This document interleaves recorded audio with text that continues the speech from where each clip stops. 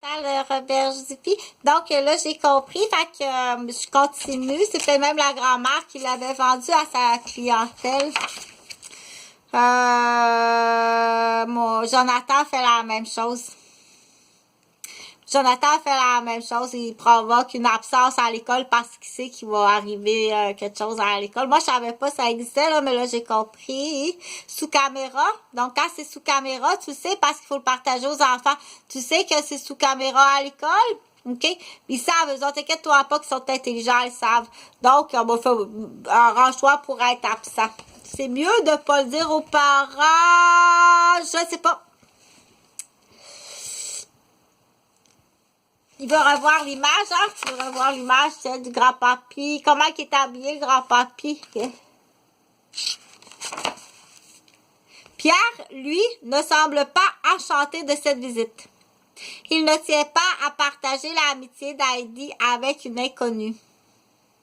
Et puis, qui sait si Claire n'essaiera pas de décider la petite fille à retourner à Francfort avec elle? Point d'interrogation. À cette idée, virgule, il fait claquer son fouet avec mauvaise humeur. Point. Les chèvres, virgule, effrayées, E-E-S, virgule, s'enfuient, E-N-F-U-I-E-N-T, vers l'alpalage, point, virgule, il doit courir, point.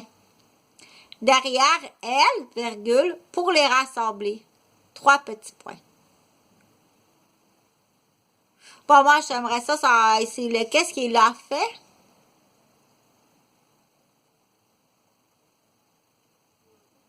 Il fait claquer son fouet avec mauvaise humeur. Où? Est-ce sur les chèvres? Non. Faudrait que tu regardes son dos si tu veux savoir s'il y a des marques de fouet dans son dos, de ceinture. Aujourd'hui, c'est la surprise. Heidi aperçoit une étrange caravane sur le sentier qui mène au chalet. 2 hommes encadrent une chaise à porteur dans laquelle se trouve la jeune fille. Ah, là, je vais te la montrer parce que tu veux voir tout de suite ce qui est tout à fait normal. C'est comme une chaise quand on fait des cours de survie dans les guides, scouts ou les cadets ou dans l'armée ou ambulancier. Ben, ça existe une chaise d'ambulancier comme ça. Ou bien une chaise, puis tu mets 2 bouts comme ça. T'es assis dessus la personne. C'est pour ça les beaux amours hein, qui sont forts. Je sais pas qu'est-ce qu'elle a eu. Je pense que pour l'instant, elle a beaucoup mal. Elle fait de la retraite. OK. Et voilà. 2 hommes encadrent une chaise à porteur dans laquelle se trouve une jeune fille. Arrive un habitant de Dorfli, D-O-R-F-L-I, qui plie sous le poids de sa hotte remplie de paquets et de châles. Si on le voit ici, là. Tiens, regarde, il y a ça dans son dos. Il y a plein de foulards, des châles. Il a acheté ça pas cher.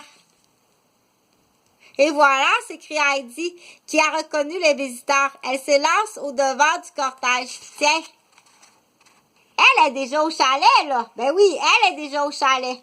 Eux, ils arrivent avec une nouvelle demoiselle qui est pas capable de marcher avec 2 porteurs. Puis, le monsieur ici qui amène quelque chose, là, des châles. Les voilà, s'écrie Heidi, qui a reconnu les visiteurs.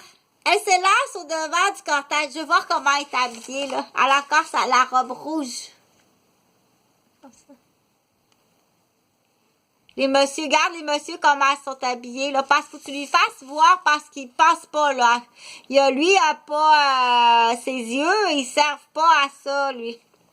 Ils servent pas aux vêtements. Les yeux de ces messieurs-là, c'est pas pour les vêtements, faut que tu lui dis.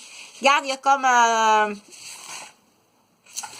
veston d'habit, comme ça, sa chemise blanche, un veston d'habit, pas de manche, une ceinture rouge, avec un pantalon de toile, puis lui, il a mis une chemise rouge à carreaux, son veston d'habit, une ceinture rouge, un pantalon vert en toile avec des bas jusqu'aux genoux. Des bas repliés rouges avec une paire de bas de laine par-dessus et des bottines. Parce que lui, ses yeux, au monsieur, c'est pas pour les vêtements. OK?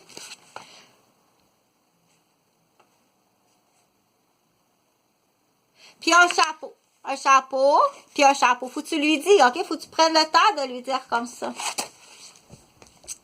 Oh, c'est Madame Gérard, la grand-mère de Claire, qui accompagne la jeune infirme. Pas infirmière, infirme. C'est l'infirmière qui soigne l'infirme. Elle embrasse affectueusement la petite montagnarde aux joues vermeilles. Elle dit, jette ses bras autour du cou de son ami. Quelle joie de vous retrouver. Grand-père, lui aussi, accueille les arrivants. Le grand-père, tantôt, là, qui était dans l'atelier à fabriquer des chaises avec le chat gris, Cathy. Comme il est beau, le grand-père, avec sa barbe longue, les cheveux longs. Bien sûr, il va se laver, se changer avant de passer à la table. Et après avoir fumé sa pipe, il va se changer et se laver avant de passer à la table. Et enlever son chapeau. Laver ses mains et ses aisselles et ses fesses. C'est lui qui fait de votre Heidi un vrai bouton de rose, n'est-ce pas, Claire? La jeune fille assise sur la chaise de transporteur qui est infirme répète comme dans un rêve, c'est magnifique, c'est magnifique. Donc, elle le savait.